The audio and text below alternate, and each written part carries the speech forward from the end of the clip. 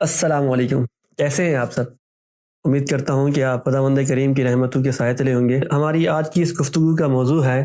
وفاداری۔ وفاداری کا تذکرہ کرنے سے پہلے میں ذرا آپ سے ایک سوال کر لوں کہ جیسے ہی وفاداری کا نام آ جائے تو آپ کے ذہنوں میں کس چیز کا خاکہ آتا ہے؟ کون سی چیز ایسی ہوتی ہے جس کا نام آپ کے ذہن میں آ جاتا ہے اور آپ کہتے ہیں بالکل اس سے بڑھ کے وفادار کوئی نہیں، اور آپ اسی کی مثال دے بھی سکتے ہیں؟ تو مجھے پورا یقین ہے کہ 90% لوگوں کے ذہنوں میں جب وفاداری کا تذکرہ کیا جائے تو فوراً کتے کا نام آتا ہے، کتے کی تصویر سامنے آ جاتی ہے کہ کتا ہی وفادار ہے۔ اور اگر آپ میری بات سے متفق ہیں تو نیچے جو سبسکرائب کا بٹن ہے اس کو سبسکرائب کریں اور اس بات کو آگے پھیلا دیں۔ در حقیقت ہم جس ٹیکنالوجی کے دور میں جی رہے ہیں اور جس کو ہم کٹنگ ایج ٹیکنالوجی ایرا کہتے ہیں، اس میں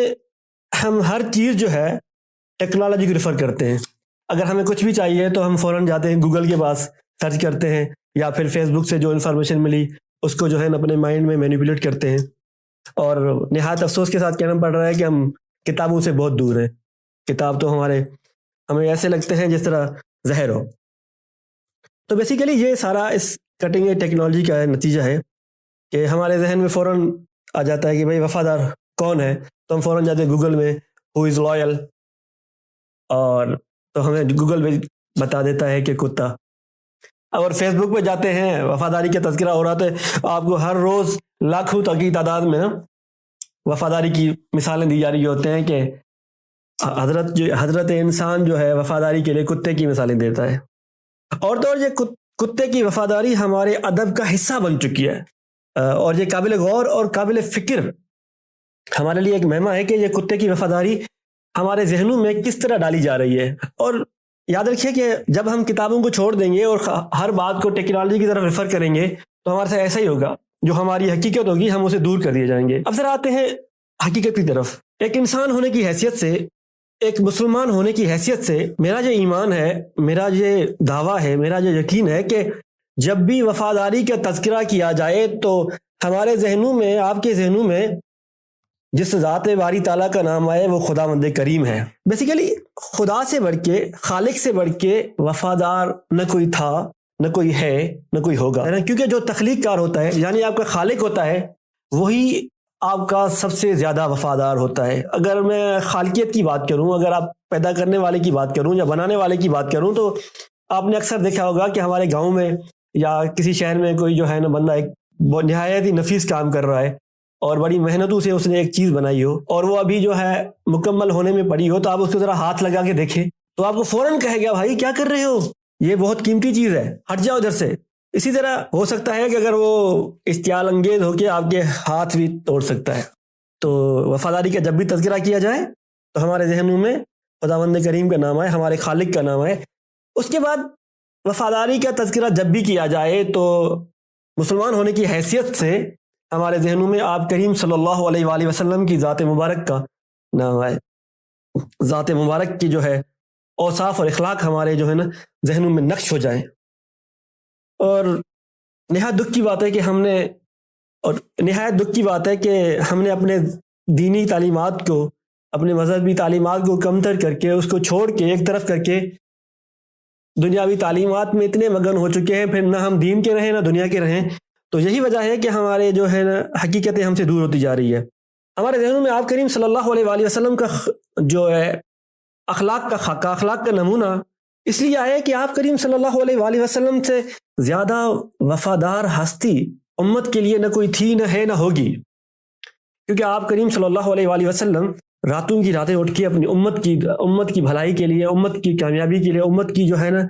امت کے لیے، امت کے جنت میں جانے کے لیے، امت کے کامیاب ہونے کے لیے گڑ گڑاتے تھے۔ نمبر 3 پہ جب بھی وفاداری کا تذکرہ آئے ہمارے ذہنوں میں اہل بیت کا خاکہ آئے، اہل بیت کی قربانیوں کا خاکہ آئے۔ اگر ہم اہل بیت کی قربانیوں کو، اہل بیت کی جو ہے نا ہماری اس امت پہ شفقتوں کو 7 سمندر سیاہی بنا کے، سارے دریا سیاہی بنا کے، پوری دنیا کے درختوں کے پتے ملا کے لکھنا شروع کریں تو پھر بھی ان کی جو ہے نا قربانیوں کو، شفقتوں کو جو ہے نا نہیں لکھ سکتے۔ اللہ تعالیٰ کے بعد، آپ کریم صلی اللہ علیہ وآلہ وسلم کے بعد اور اہل بیت کے بعد جن ہستیوں کا وفاداری کا تذکرہ کیا جاتا ہے، جن ہستیوں کا ہمارے ذہن میں خاکہ آئے وفاداری کا، وہ صحابہ کرام رضوان اللہ علیہ مجمعین ہے۔ یہ جو دین آج ہمارے پاس پہنچا ہے، جو آج ہم خود کو مسلمان شمار کر رہے ہیں، خود کو اسلام کے دائرے میں شمار کر رہے ہیں، یہ انہی صحابہ کی بدولت ہے۔ صحابہ نے اپنی جانیں قربان کر دی، اپنی زندگی قربان کر دی دین کو پھیلانے کے لیے۔ روایات میں آتا ہے کہ خطبہ حجۃ الوداع کے موقع پہ کم و بیش 1,24,000 صحابہ کرام تھے۔ جب آپ کریم صلی اللہ علیہ وآلہ وسلم نے کہا کہ بھائی میں نے تم تک دین پہنچانے کا حق ادا کر دیا، تو صحابہ کرام رضوان اللہ علیہ مجمعین نے کہا کہ یا رسول اللہ، آپ نے نہ صرف حق ادا کر دیا، بالکل صحیح نمونے صحیح طریقے سے ہم تک دین پہنچا دیا۔ اور اس کے بعد کیا تھا، آپ کریم صلی اللہ علیہ وسلم نے کہا کہ اب یہ دین پہنچانا، اب یہ دین تمہارے بھائیوں تک پہنچانا تمہارے ذمہ ہے۔ تو روایت میں آتا ہے کہ جو صحابی، تقریباً سارے صحابی اس حجۃ الوداع کے بعد پوری دنیا میں پھیل گئے اور دین کی تبلیغ کرنا شروع ہو گئے، حتیٰ کہ ہمارے پاکستان میں بھی صحابی آئے تھے۔ تو اس کے بعد اللہ کے رسول، اہل بیت اور صحابہ کرام رضوان اللہ علیہ مجمعین کے بعد جو ہمارے ذہنوں میں وفاداری کا جو تذکرہ آئے، ہمارے ماں باپ کا ہے، ہمارے والدین کا ہے، کہ جب بھی وفاداری کا تذکرہ کیا جائے تو آپ کے والدین کا نام آئے، آپ کے والدین کا ہنستا مسکراتا نورانی چہرہ، پر نور چہرہ ہمارے ذہنوں میں آ جائے، آپ کے ذہنوں میں آ جائے۔ جی ہاں، والدین سے بڑھ کر وفادار ہستی نہ کبھی ہے نہ ہوگی بھی صحیح آپ کے لیے، میرے لیے، کہ جب بھی وفاداری کا تذکرہ کیا جائے تو آپ کے والدین کا نام آئے، آپ کے والدین کا ہنستا مسکراتا نورانی چہرہ، پر نور چہرہ ہمارے ذہنوں میں آ جائے، آپ کے ذہنوں میں آ جائے۔ والدین سے بڑھ کر وفادار ہستی نہ کبھی ہے نہ ہوگی بھی صحیح آپ کے لیے، میرے لیے۔ جب آپ کی تخلیق ہوئی، جب آپ کی تخلیق صرف ایک روح کی شکل میں ہوئی، صرف ایک نمونہ ہوئی، تب سے آپ کے والدین آپ کے ساتھ وفادار ہیں، تب سے آپ کے والدین آپ کے ساتھ وفادار ہیں۔ تو میری آپ سے گزارش ہے، خصوصی گزارش ہے، کہ آئیں حقیقت کی طرف لوٹ چلتے ہیں، حقیقت کو سمجھتے ہیں۔ بے شک یہ ٹیکنالوجی ہمارے لیے ایک اللہ تعالیٰ کی ایک بہت بڑی نعمت بھی ہے، ساتھ میں زحمت بھی ہے۔ اب یہ ہم پہ منحصر ہے کہ ہم اس کو زحمت بن کے استعمال کریں، یا یہ ہم پہ زحمت بن کے بس برسائی جائے۔ تو ٹیکنالوجی کا صحیح استعمال کر کے ہم حقیقت کی طرف لوٹتے ہیں، حقیقت کو جانچتے ہیں۔ آئیے مل کر اپنے سوچنے کا زاویہ بدلتے ہیں، آئیں مل کر حقیقت کی طرف لوٹنے کی کوشش کرتے ہیں۔ جو حقیقت ہے اسی کو اپنے سینے سے لگاتے ہیں، جو حقیقی معنوں میں وفادار ہے اسی کا تذکرہ، اسی کا نقش اپنے دل میں جو ہے نا سمانے کی کوشش کرتے ہیں۔ اور اس کے علاوہ میری آخری گزارش آپ سے کہ اگر یہ میری بات آپ کو پسند آئی ہو اور آپ میری اس بات سے متفق ہوں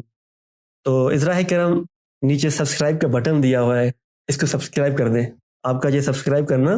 میرے لیے ایک حوصلہ افزائی کا نمونہ ہے، اور ہو سکے تو اس کو شیئر کر کے آگے بھیج دیں، کیونکہ یہ وہ باتیں ہیں جن سے ہم بہت دور ہو چکے ہیں، یہ وہ حقیقتیں ہیں جن کی ہم قریب سے گزرنا بھی آج کل پسند نہیں کرتے۔ اپنا خیال رکھیں، خوش رہیں اور مسکراتے رہیں۔ السلام علیکم۔